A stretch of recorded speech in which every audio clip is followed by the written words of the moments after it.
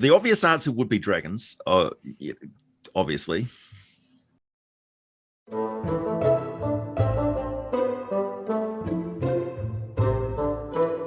So what would you say is the best high-level monster in the Dungeons & Dragons 5e Monster Manual? For me, I have multiple selections, but I'm not going to go anywhere near them just yet. Instead, I would like to know what yours is and why. Logan, what about your selection for today? I think there's so many great options, and the best high-level monster really depends on, what way you want to kill your party that week. But one that I think, at least for me and for Dungeon Class, we've been focusing a lot on recently, has been the Beholder, the disco ball of death. This thing is so fun. I love the element of just not knowing what it's going to do. Even if you think you know beholders and what they're capable of, it's easy for a dungeon master just to switch out some of the spells that the eye rays can do. I don't know, just like increase the anti-magic cone or let it breathe fire. Like you could make this thing so mean in so many ways. And especially for me, the chaotic element of just rolling a dice and letting that decide what the eye ray is going to do to the player is just so fun. Because it's like, all right, the beholder looks at you. Let's see if it puts you to sleep, or let's see if it turns you into dust, So for me, the beholder's got to be right up there. Josiah, what about you? What would you say is the best high-level monster in Dungeons & Dragons 5e out of the monster manual that you've used, or even if you haven't used, what would be your selection? Okay, so I put a lot of thought into this, and the answer is hobgoblins. No, I'm just kidding. But for real, they're smart enough that if they were able to make buds with a dragon or something, like, there's opportunities there. But that's a whole other thing. That's not my real answer. My real answer is the Solar. I think that Solars get a bad rap because I think that a lot of the time they are not used properly. Because Solars are often used as this like paragon of good and basically just like a giant dumb idiot with wings and godlike powers who just sees like, this is good, this is bad, whatever. I think that they're most interesting. Angels should be terrifying. Like literally being in the presence of a Solar should be like, wow, this is scary. Like I could be dead at any second and I wouldn't even know it.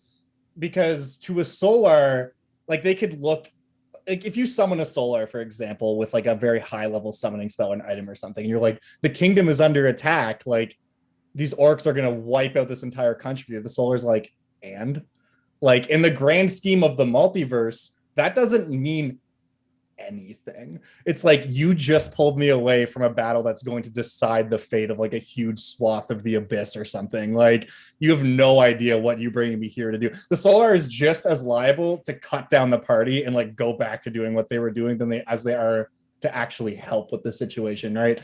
So anytime a Solar is involved, even if they're your ally, they should still be scary.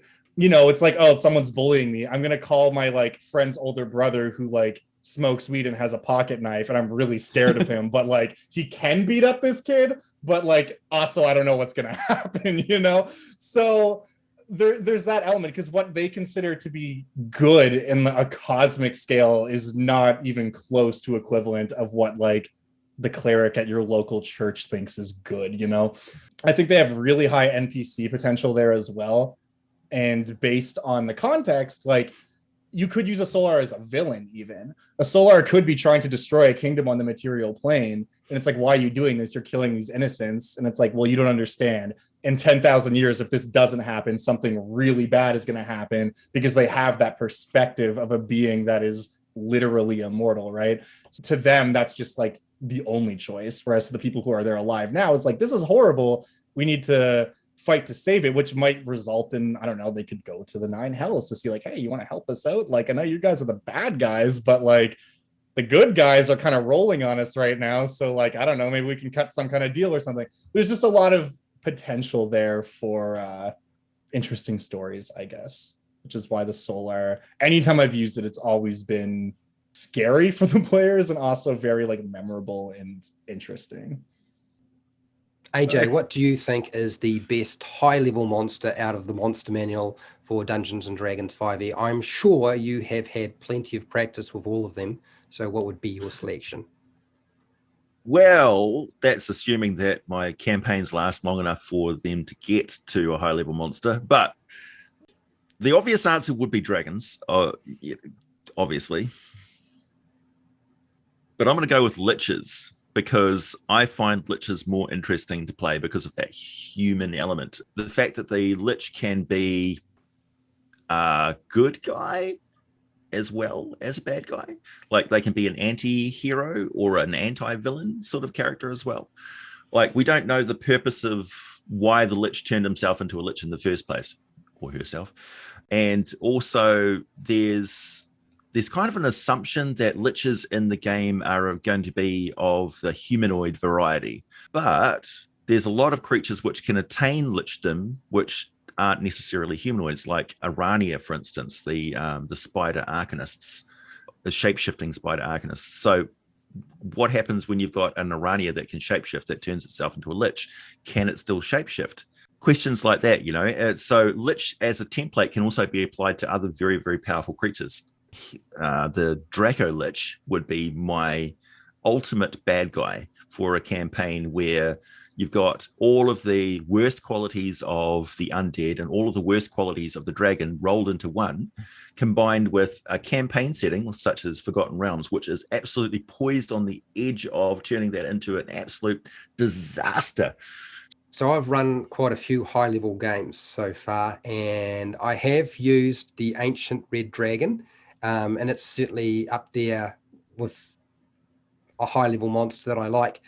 But I've probably used the Kraken more than any, and I've made them undead. I've had them to standard.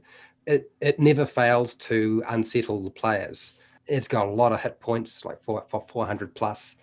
Damage immunity is always nice. The tentacle reach is what really sort of messes them up, because I always assume that the reach of the monster is not that far, and this thing has got a huge reach, and it can throw you around all over the place and generally just treat you like an old sock.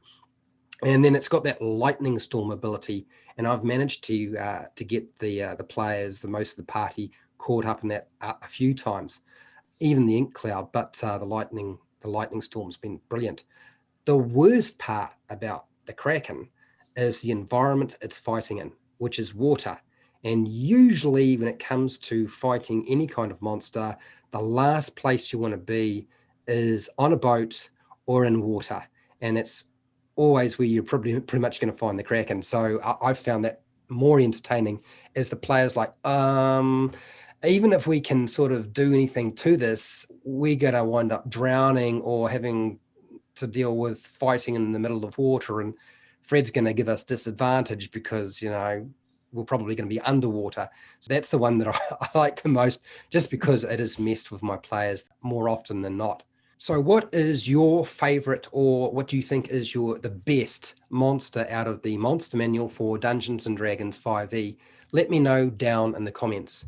And hey, till next time, keep rolling those 20s.